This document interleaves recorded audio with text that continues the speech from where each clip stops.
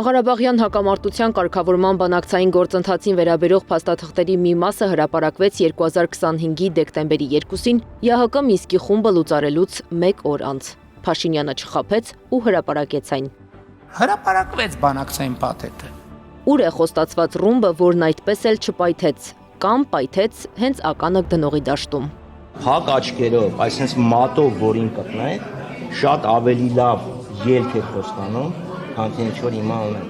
Ինչու երկար սպասեցնելուց հետո Փաշինյանը վերջապես հրապարակեց փաստաթղթերը։ Հրապարակված փաստաթղթերն արդյոք ամբողջական են, եւ եթե բացահայտումներ կան, որոնք են։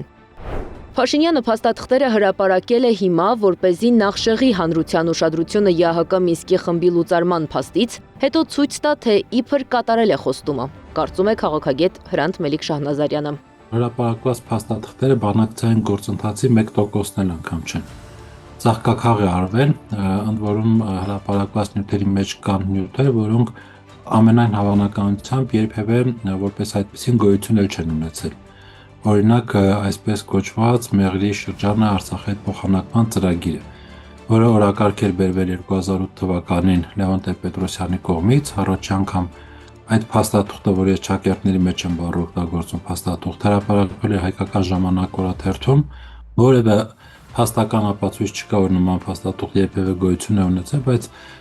շարունակում են խաղարկել ակնհայտորեն մեկ բարձ նպատակով, որպեսզի այդ կերպ վնասեն Ռոբերտ Քոչարյանի հեղինակությանը։